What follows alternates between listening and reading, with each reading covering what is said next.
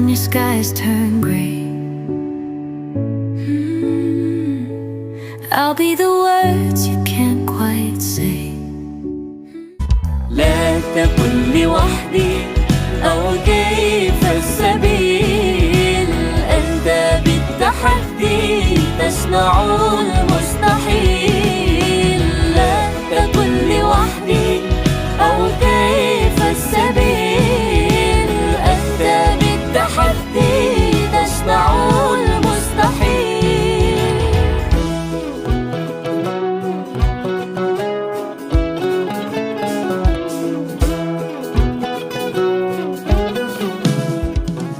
wanita mati yang ada di Palestina, katanya gitu. Saya tuh akhirnya gue bahas sembarang kesana kemari, ternyata kok ujung-ujungnya dipuncai dengan pembahasan seperti itu. Akhirnya apa? Ilmu yang kita dapatkan blank kan, nggak? Yang membekas hanya itu. Kan sekarang kan lagi, masya Allah ya, mereka butuh uluran tangan bagi kita kan gitu ya. Tapi tentunya bukan ulur tangan bagi yang janda-janda, bukan kan, tapi ulur tangan sebagaimana kita sebagai seorang muslim yang beliau adalah saudara kita. Tentunya pertama-tama mari kita panjatkan puji dan syukur kehadirat Allah Subhanahu wa taala atas nikmat yang telah Allah berikan kepada kita. Kalau kita berbicara tentang nikmat, kira-kira nikmat yang paling utama di dunia ini apa? Kira-kira. Ini kan katanya sharing kan, katanya. Kira-kira apa nikmat yang paling utama di dunia ini? Sehat. Sehat apa, Mas? Oh, ngaten nggih. Memang ya. Yang sering kita bahas yaitu nikmat sehat, nikmat kesempatan, nikmat waktu, nikmat yang sering kita jumpai. Ternyata ada nikmat yang paling utama, yaitu apa? Yakfikal Islam nikmatan. Cukuplah Islam itu sebagai nikmat. Ternyata ketika kita berbicara tentang nikmatnya makan, kapan kita bisa merasakan nikmatnya makan? Niscaya ketika kita lapar, kan ngoten nggih. Tidak akan terasa nikmat ketika perut ini sampun kenyang, kan ngoten. Misalkan panjenengan kebetulan pergi ke pendamalan apa? Ngajar. Kebetulan berangkat belum sarapan wau. Kok perasaan perut sakit, lapar kan ngoten nggih, jenengan wangsul. Sampai di rumah tidak dijumpai istri tercinta. Tidak dijumpai. Tapi jenengan pingin makan. Ternyata yang ada cuman nasi demejicom sama gesek lah, gesek sama sambel kan, gesek sama sambel. Kira-kira jenengan makan nikmat boten? Karena dalam kondisi lapar. Habis itu istrinya jenengan datang, terus wah lapar, aku iki lho nggawa sate, nggawa ayam bakar, iki lho nggawa sate gule, iki lho jenengan dahar Pak niki, saiki enteni sampean. Kira-kira jenengan dalam posisi kenyang makan enggak itu? Tidak, kan ngoten nggih, karena sudah kenyang. Nah, disitulah ketika jenengan diberikan istri yang cantik, bodinya yang seksi, tapi jenengan nggak bisa ngapa-ngapain. Nikmat boten niku. Kan boten nggih.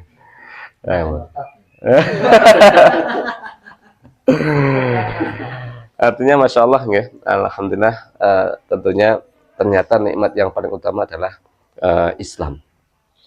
Dan juga ada nikmat ketika kita ini sudah diciptakan oleh Allah sebagai manusia.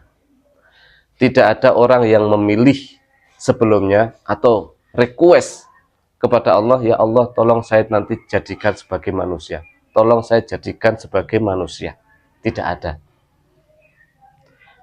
Artinya apa? Artinya ketika Allah sudah ciptakan manusia, ini menjadi ketetapan Allah. Ini sudah menjadi qada Allah. Tinggal bagaimana kita ini menjalani sebagai manusia.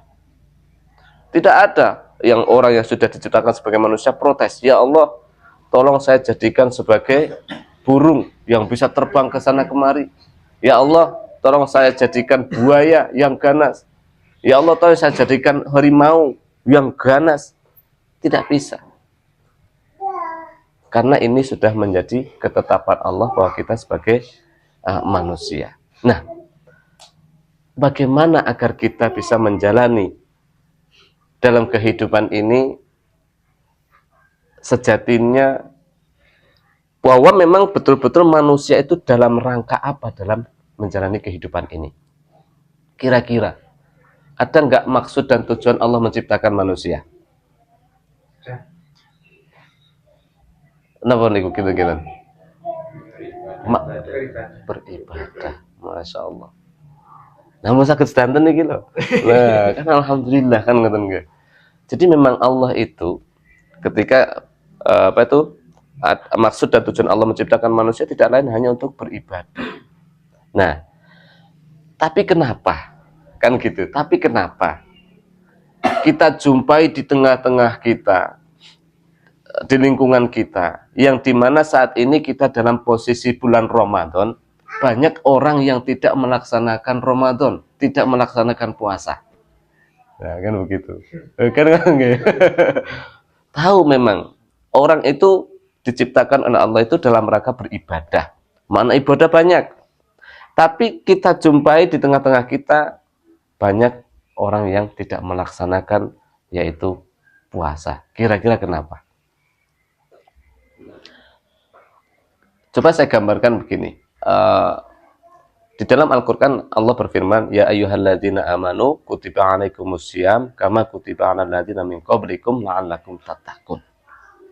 Dan ini perintah ini ditujukan kepada orang yang beriman, kan ngoten nggih? Bukan ya ayyuhal kafirun atau ya ayyuhan nas atau ya ayyuhal Islam, enggak, tapi ya ayyuhalladzina amanu, hai orang-orang yang beriman. Nah, kalau orang yang dia itu tidak melakukan ibadah puasa, maka dipertanyakan tentang keimanannya. Sebagai contoh begini, kalau kebetulan ini Pak Gatot nggih, Pak Gatot ini seorang tokoh masyarakat yang ada di Sumber Bening. Beliau punya rumah yang megah, seorang dermawan, kaya raya, dan kita tahu ketika beliau itu melakukan hajatan, hadiahnya atau berkatnya istimewa. Lalu Pak Gatot woro-woro kepada masyarakat, wahai saudaraku dari penghuni Sumber Bening, sampean saya undang datang ke rumah. Saya undang datang ke rumah, dan nanti akan saya siapkan hadiah yang istimewa, makanan-makanan yang lezat, dan hal-hal yang dimana penuh dengan kenikmatan. Kira-kira dari semua masyarakat itu ada yang datang semua atau ada yang menolak kira-kira? Datang semua ya. Nah, itu datang semua. Kalau ada orang yang nggak datang, berarti kan pertanyaannya dia itu tidak yakin terhadap apa yang akan diterima. Ini menggambarkan tentang apa? Tentang hadis Rasul tadi yang dimana ketika orang yang sedang puasa itu loh, ya. Jadi ketika datangnya bulan puasa, bulan yang penuh keberkahan itu, dibukakan pintu-pintu surga. Rumahnya Pak Gatot dibuka, wes sampean masuk lewat manapun monggo. Mau lewat pintu sini oke, mau lewat pintu sini oke, dipersilahkan. Dan ditutup pintu-pintu neraka atau pintu-pintu kemaksiatan. Jalan menuju Pak Gatot kebetulan banyak kanan kiri niku tempat lokalisasi atau misalkan tempat minuman-minuman keras, kan ngoten nggih. Itu ditutup. Jadi tidak ada fasilitas jenengan untuk menggok. Pokoknya tujuannya hanya satu kepada Pak Gatot. Berarti kan ada fasilitas, kan ada kemudahan untuk kita sampai pada Pak Gatot. Lalu dibelenggunya setan. Setan-setan sing ngompor-ngompori abdi, wes ojo tekone Pak Gatot itu ngapusi ngomongi, kan gini ya. Wes gak usah teko. Itu loh dibelenggu, ndak ada orang yang ngomong seperti itu. Oh, nggak ada orang yang bahasanya nek setan dibelenggu gimana Tat? Kalau setan dibelenggu itu seperti gitu. Masa iki setan sing nyatai wakil kan. Ala repot ya gitu. Nah, itu tidak apa artinya yang mengompor-ngompori untuk tidak datang ke rumah Pak Gatot itu dibelenggu. Artinya jalan tuh mulus sekali untuk menuju ke Pak Gatot. Tapi kenapa ketika ada orang yang tidak mau datang ke rumahnya Pak Gatot, ketika dari antara kita yang datang ke Pak Gatot tadi dengan membawa hadiah lewat ke depan orang itu, kira-kira apa yang terjadi? Penyesalan bagi orang yang tidak datang. Ini sama halnya ketika kita sudah datang pada diri kita itu bulan Ramadan, yang dimana sebelumnya kita berdoa, ya Allah pertemukan kami dengan Ramadan yang akan datang. Itu selalu Allahumma barik lana fi Rajaba wa Sabana wa ballighna Ramadan. Ini kan secara otomatis kita itu meminta agar kita dipanjangkan umur kita sampai bulan Ramadan. Pertanyaannya ketika sampai bulan Ramadan dia itu farhah atau betul? Seneng napa mboten kan? Kadang orang mengatakan, oh ya, mendengar hadis tentang ketika kita menyambut bulan Ramadan maka akan mendapatkan pahala yang besar kan enggak? Atau mendapatkan maghfirah. Tapi faktanya hanya terucap di mulut. Banyak yang terjadi di tengah-tengah kita ketika bulan Ramadan datang, hari pertama luar biasa antusias penyambutannya. Hari kedua, ketiga, keempat sudah mulai kemajuan. Sudah mulai ada kemajuan dalam kan ngoten nggih. Nah, ini karena masih berkaitan dengan Ramadan. Jadi kita coba membuka sharing-sharing tentang apa visi dan misi menghadapi dalam bulan Ramadan ini. Sekarang saya akan gambarkan bahwasanya ketika kita menjalani dalam bulan Ramadan ini, apa yang nanti akan kita dapatkan. Semoga kita buka diskusi untuk kesempatan sore hari ini. Karena tadi katanya diskusi kan ngoten nggih. Karena ngapunten, ini tadi saya itu sebagai badal kan nggih. Sebagai badal itu hanya membadali. Menjadi wasilah untuk bagaimana kita ini sharing-sharing, tukar pengalaman, dan tentunya nanti ketika kita pulang kita harapkan bahwa kita akan membawa sesuatu. Semoga kita buka untuk sesi sharing sore hari ini. Moga barangkali ada nopo ngoten lho. Kalau menurut jenengan tadi yang jenengan bacakan kan sisinya kan supaya kita kan laku takut. Yang kedua kan gufiro laku matakot sama tadi. Ada sih ya. Itu ada sih. Kan sedanten sebetulnya kan tahu tentang pahala-pahala yang ada di bulan Ramadan. Maka saya gambarkan tadi menganalogikan itu rumahnya Pak Gatot tadi penuh dengan berkat, makanan, hidangan yang luar biasa, bahkan pintu-pintu dari itu dibuka semua. Sudah dinampakkan, dikabarkan bahwa keberkahan di bulan Ramadan, pahala yang ada di bulan Ramadan itu sangat luar biasa, dilipat gandakan. Ada 1000 malam, ada satu malam yang sesuai seperti 1000 malam atau 83 tahun. Tapi kok masih banyak orang yang tidak mau menghadiri atau mendatangi kan ngoten.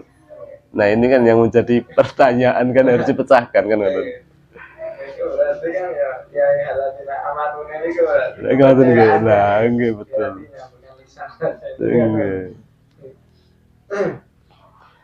Memang betul. Memang untuk hari ini memang sangat diprihatinkan. Kemarin itu saya ke pedang legi, nunggu sampai pagi sampai jam 2.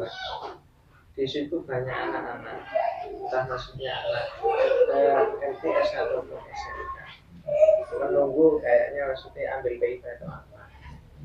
Anak-anak itu ya luar biasa. Terusan siwar-siwar itu dikasih saya. beli minuman gitu seperti ini ya generasi muda.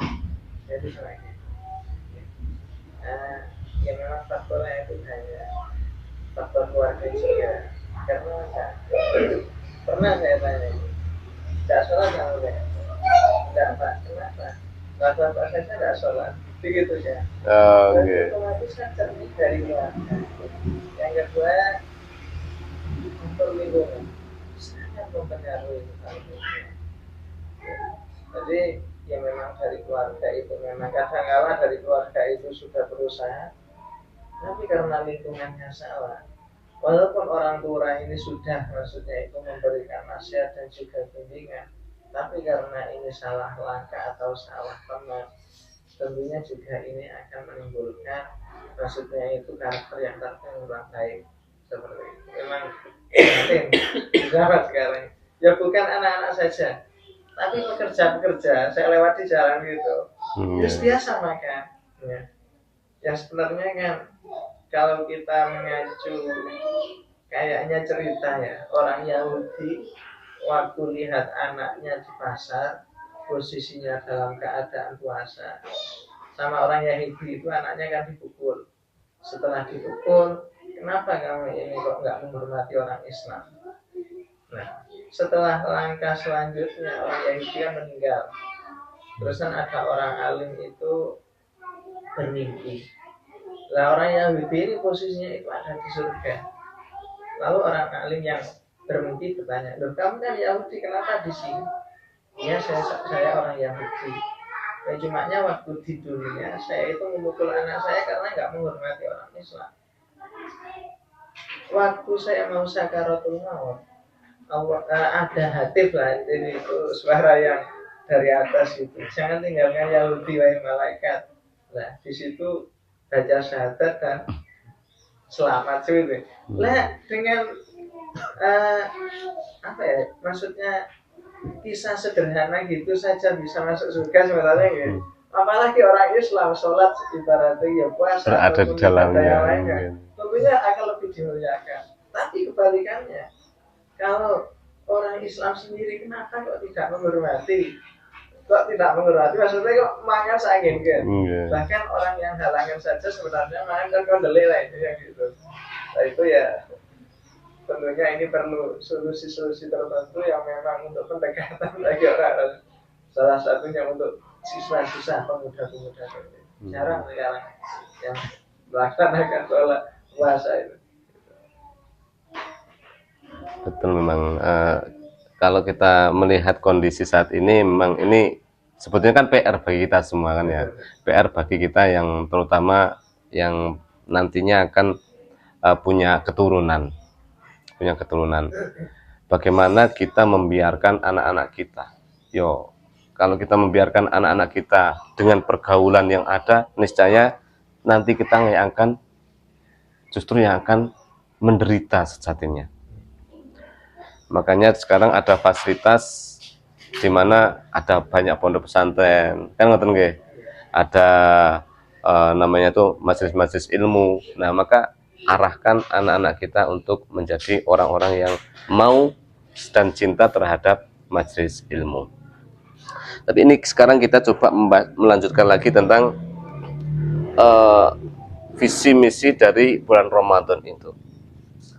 Kalau kita membahasakan bulan Ramadan ini kan 1 tahun sekali, kan ngoten nggih, 1 tahun sekali. Dan identik kita itu di bulan Ramadan itu kan dipaksa untuk taat, kan ngoten, dipaksa untuk taat.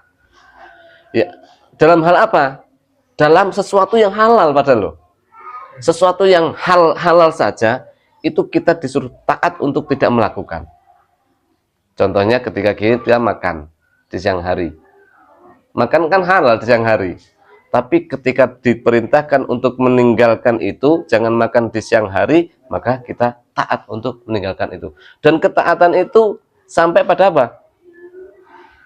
Sampai pada ketika kita sendirian lah, kemana? Sendirian, itu kita nggak mau makan. Kan nggak tahu. Padahal misalkan nong jero kamar atau kemaam kan nggak jadi masalah, kan nggak tahu. Tapi bagaimana seperti itu? Lalu sesuatu yang ketika kita mengumpuli istri, itu kan sesuatu yang halal.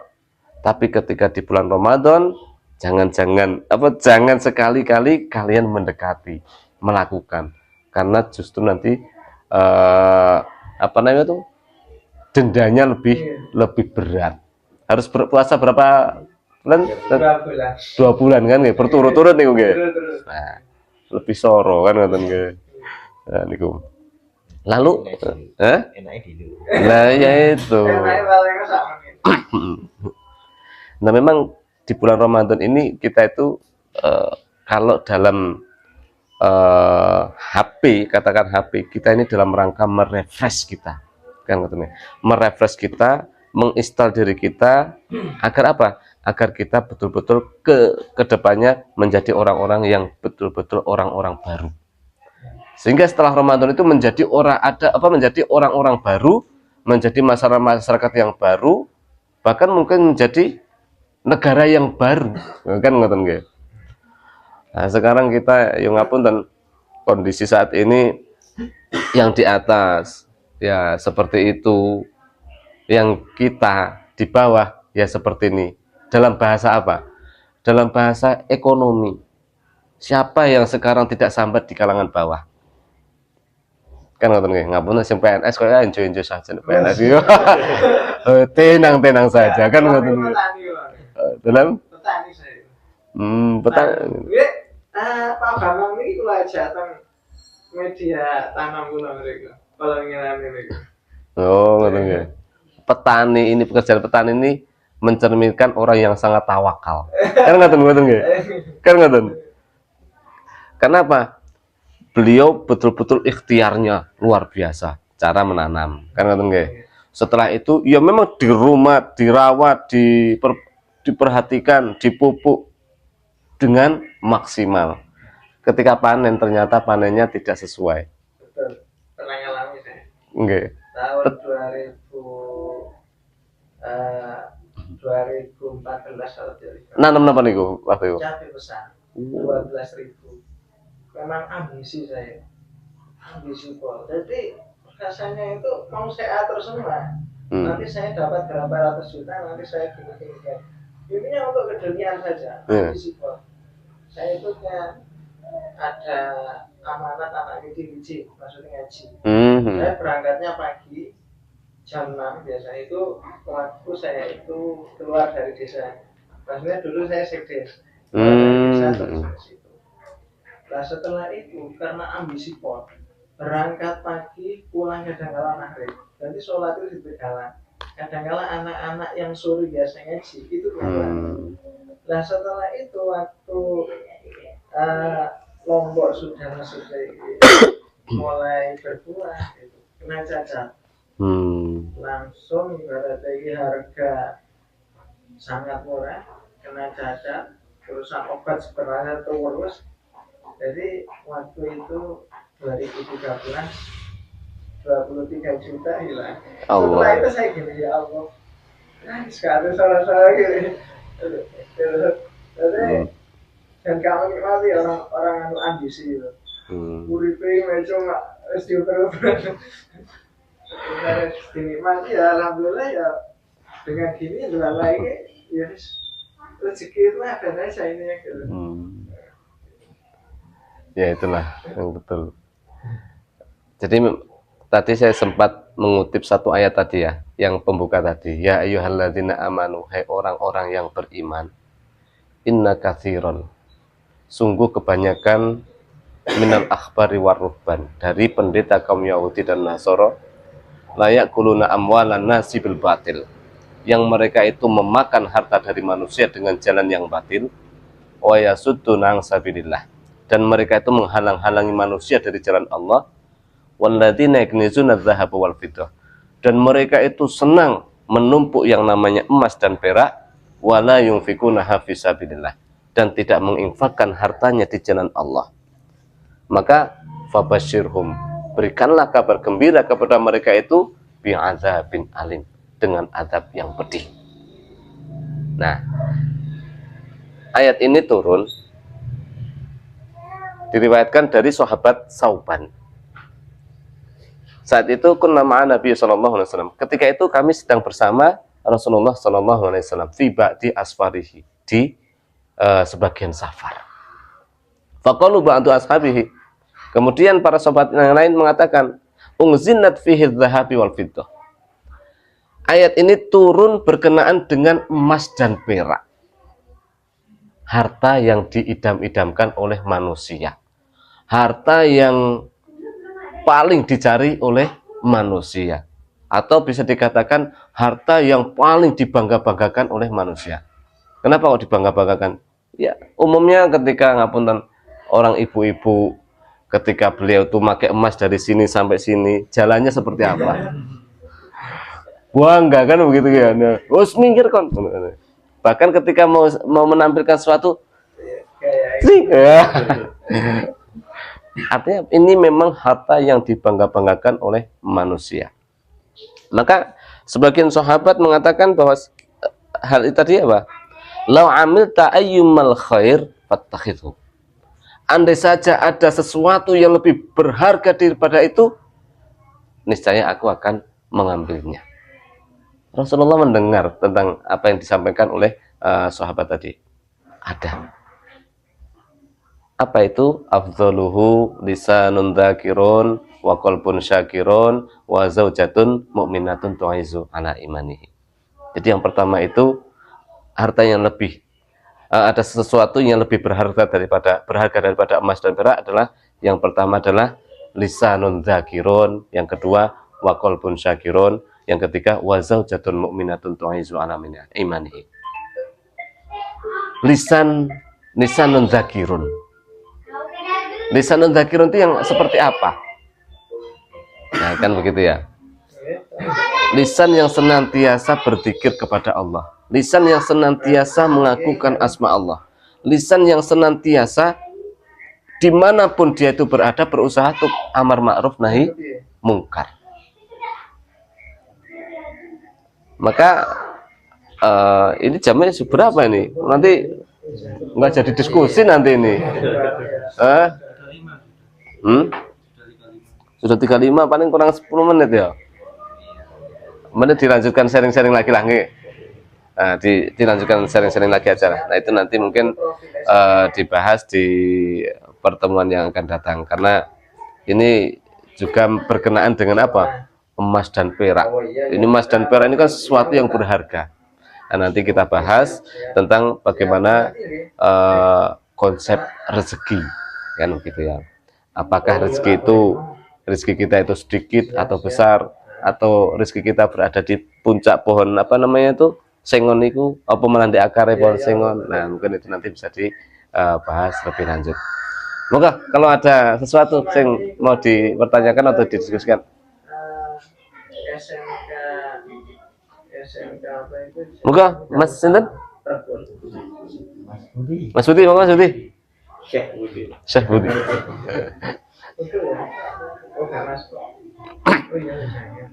Saya itu sering kita itu punya komunitas namanya ngopi. Nah, tadi sebetulnya kan saya kesini ini mewakili dari teman-teman komunitas ngopi. Yang kita itu punya gerakan namanya GAS, gerakan amal soleh. Salah satunya bagaimana kita itu ketika ada bencana itu kita kalau belum ada donatur kita akan berangkat untuk membantu, kan seperti itu. Atau mungkin kita yang sering aktif itu Jumat Berkah, sarapan gratis. Di Ramadan ini juga diadakan dengan agenda buka bersama, teman-teman. Kita keliling-keliling. Kalau hari-hari biasa kita ngopinya sharing-sharing. Di Gondang Legi itu, masya Allah ya, ketika ini bicara tentang kayaknya nggak masuk di akal. Yang datang itu kebetulan teman saya, dia itu pemodal dari bank. Kok ada pemodal dari bank? Kan aneh kan, teman-teman? Jadi ketika ada bank dan ada orang yang mau pinjam uang besar, datang ke orang ini. datang ke orang ini, ini ada orang yang mau pinjam uang, sampean duit siapa dipinjamkan, yang ngelola memang bank yang mengelola, tapi uangnya uang si teman saya ini. Nah, kalau menurut kita, dia itu punya duit nggak? Pemodal bank banyak duit buat gitu ya? Banyak, mau dia memodali bank kok, orang-orang pinjam dipinjamin kan gitu ya. Nah ternyata ya, seiring berjalannya waktu, lama nggak ketemu, dia itu sekarang justru malah mempunyai tanggungan di bank. Kan aneh. Dia dulu yang meminjami bank, sekarang dia yang malah mencicil untuk bank. Artinya dia justru malah sekarang punya utang di bank. Nah kan sesuatu hal yang nggak mesti diakal, kan nggak mesti diakal. Nah ini berkaitan dengan apa? Dengan ternyata ketika Allah itu membolak-balikan seorang hambanya, dalam yang satu pertama itu menjadi kaya, mungkin bisa jadi besok menjadi miskin, itu bisa jadi.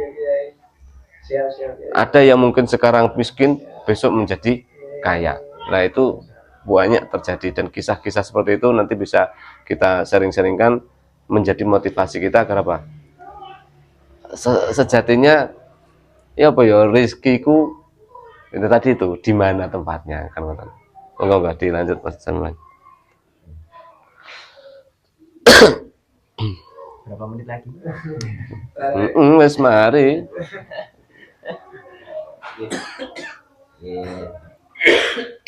Melanjutkan dari yang dia sampaikan, pertanyaan tentang kenapa sih bulan Ramadan ini kemudian masih banyak kemudian warga atau umat Islam yang kemudian itu tidak malu menunjukkan bahwa mereka itu beraktivitas tidak mengikuti ya kebiasaan Ramadan. Jadi banyak yang kemudian memiliki akhlak atau pola pikir atau kemudian teori ataupun filenya ya numpuk di sini. Tetapi di saat kemudian berhadapan pada sesuatu, maka nafsiyahnya ini berbeda, pola sikapnya ini berbeda. Ini kan ada tanda tanya. Apa ini kan? Jadi orang muslim tapi kok kelakuannya malah kayak ini, sehingga sampai ada pendapat itu dulu wong kudu muslimnya malah waktu ini lebih itu yang kayak bosnya gudang garam, wah itu lu Jawa timbangnya wong Jawa ini Pak Kok Surya. Nah ini berarti ada sesuatu yang kemudian itu ada yang salah circle-nya. Kita melihat banyak yang kemudian mereka juga lulusan pondok, keluarganya juga keluarga alim, tapi kenapa kemudian pada waktu berhadapan dengan sesuatu masalah ilmunya tidak dipakai? Jadi apa yang didapat di pondok itu malah kemudian ketemu dengan persoalan mentok kan ini. Apa itu? Yang salah mana itu? Ilmu yang didapat di pondok yang kemudian tidak sesuai dengan kehidupan hari ini, atau kehidupan hari inilah yang tidak sesuai dengan pondok, atau orangnya yang tidak mau melakukan sesuai yang ada di pondok kan? Jadi dari kita telusuri, jadi kalau kata beliau bisa ada faktornya karena dari keluarga yang kemudian belum dekat pagernya, kemudian pagernya keluarganya wes kan itu ternyata dari ternyata soleh secara pribadi belum cukup, soleh secara keluarga juga belum cukup, maka harus masyarakat itu pun juga harus soleh, orang-orang yang kemudian taat. Saya itu kadang Mary kalau diceritakan sama temen yang dari Lasem, jadi kalau ngapono itu nang warung kopi yang diobrol nih ya pikir kan gitu. berbeda dengan di sini kan. Yang kalau gitu kan itu. Jadi debat kayak Basul Masail ini kan warung kopi ya. Terus kami gua kita boning kan. Keren mereka itu. Sama kayak gitu. Itu kenapa bisa seperti itu? Karena terkondisikan. Begitu juga kalau dengan mungkin yang pernah ada cerita yang dari Hadramut kan gitu. Suasana seperti di sini tuh kayaknya nggak ada yang jalan kaki, mereka biasa dengan terik matahari. Kalau di sini kita jangankan kok untuk kemudian ke sekolah yang jauh, ke warung ya, lontak menadi. Dan ternyata jiwa untuk kemudian berkorban untuk sesuatu itu di kita itu dari kikis, sehingga tadi menyebabkan hal-hal yang kemudian besar pun juga terlupakan. Jadi degradasi mentalnya itu sampai seperti itu. Kalau kita berbicara yang di atas-atas sana, para dewan, kita yakin bahwa beliau-beliau ini juga banyak yang juga jebolan pohon. Jebolan dari komunitas yang kemudian juga luar biasa. Tetapi yang menjadi pertanyaan, kenapa kemudian berita-berita yang berseliweran di media itu, mereka itu terkena juga masalah riswah. Loh, apakah masalah riswah ini tidak dibahas? Padahal kan kalau di pondok ya tetap ada kan itu tentang riswah itu, tentang hulul kan itu. Ini ada apa gerangannya?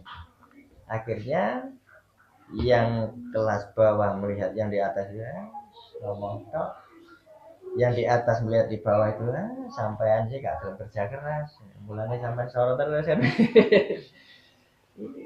ini harus dikupas. Kalau bahasa saya itu namanya ubdatul kubri. Jadi ada simpul besar yang harus itu kita urai satu persatu. Makanya kenapa kemudian saya dengan teman-teman itu kita mulai dari pertanian saja. Pertanian itu berbicara tentang pupuk kimia itu baru ada sekitar tahun 80-an. Kalau kita berbicara tentang pelet, tentang ceki itu juga ada tahun 80-an. Ada apa ya? Sebelum itu mbah kita itu tidak ngerti. Pokok anak keletong buat nanti Tegalan besok subur kan. Terus lagi kalau ke sawah itu kan mbah kita dulu itu kenapa kemudian nggak bawa garam sama kapur?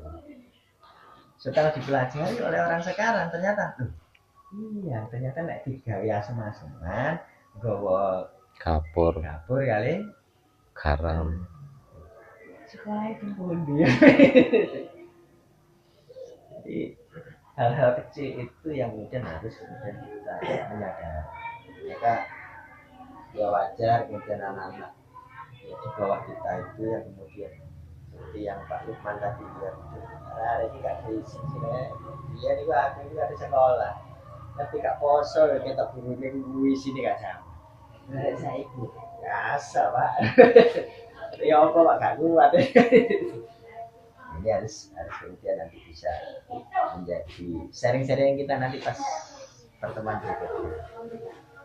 Dan saya nanti berharap Pak Gatot untuk agenda anak muda nanti rencana itu mau bikin camping alam. Oh ini sama gerakan. Mas beliau itu. Ada protokol lah. Ini biasanya tuh bikin agenda itu camping alam.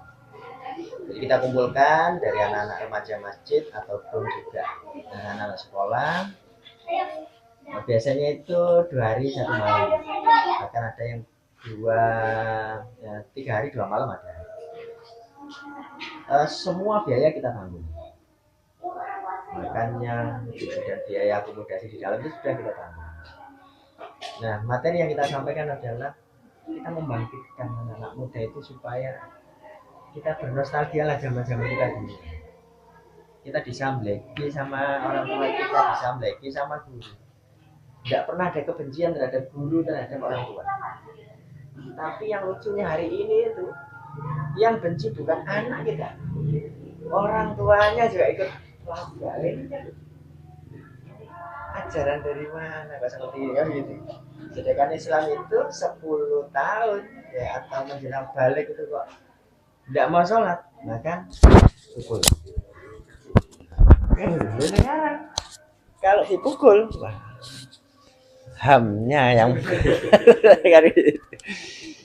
nah ya moga dari kumpul-kumpulnya kita yang walaupun hanya yang kita bahas mungkin ya hal-hal sepele ya, tapi ini bisa menjadi bibit-bibit jiwa-jiwa pionir kita untuk bangkit dari Malang Selatan, walaupun kita itu berasal dari ya mungkin dianggap oleh orang luar sana itu, aduh kalau ngomongin pertanian Korea Selatan sudah vertical garden, kirimnya sudah pakai mobil kan gitu ya. Tidak apa-apa. Karena kalau kita melihat bagaimana perjuangan Rasulullah dengan para sahabat, itu kota Mekah dan Madinah itu adalah kota yang tidak diperhitungkan oleh dunia. Karena waktu itu adik kuasanya adalah Persia, ada Roma. Dianggap itu anak kecil yang baru lahir. Tapi sekian tahun ternyata Islam ini bisa menguasai 2/3 dunia. Nah, itu yang nanti akan kita bahas di pertemuan-pertemuan berikutnya. Nek tani carane tani ya apa? Nek dagang carane dagang ya napa? Supaya kita ini selamat. Bukan hanya sekedar masalah untung rugi, tapi bahwa aktivitas kita itu terikat dengan hukum. Sehingga taruhannya adalah surga dan neraka. Pun ngantos wae kata si Ustaz Khair wae ya. Wis ditawari sing enak-enak kok gak gelem. Giliran wis kancane wis mulai kok Pak Gatot gawa wae. Waduh lah aku mau gak dijak. Mungkin untuk sepil agenda-agenda berikutnya nanti bisa rekan-rekan nanti sharing-sharing. Masih ada berapa jam lagi? Sudah larut ini ya. Kalau gitu kita tutup agenda pada sore hari ini. Kalau tadi panjenengan Pak Lukman napa ndongani? Pangapunten. Bukan saya beli. Saya beli Bukan saya gitu. Bukan saya tengah.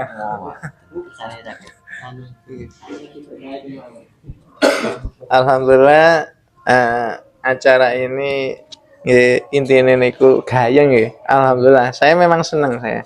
Maksudnya itu walaupun di warung kopi itu ibaratnya itu seneng dengan maksudnya itu dengan acara yang memang membahas tentang ini. Itu mari kita tutup dengan doa, harapannya semoga persaudaraan kita makin erat dan kita bisa nanti itu berdakwah, mengajak teman-teman kita yang memang masih belum ke jalan yang baik-baik. Bismillahirrahmanirrahim. Allahumma shalli ala sayyidina Muhammad. Alhamdulillahirabbil alamin. Hamdan yu'affi ni'matahu wa ashidah. Ya Rabbana lakal hamdu kama yanbaghi li jalali wa sultanik. Allahumma ja'alna wa auladana wa dzurriyyatina min ahli ilmi wa la taj'alna wa iyyahum min ahli jahli wa nidhir. Rabbana atina fid dunya hasanah wa fil akhirati hasanah wa qina adzabannar. Sallallahu ala sayyidina Muhammadin wa ala alihi wa sahbihi alhamdulillahirabbil alamin. Rabbana wa lana wa al-Fatihah. Ya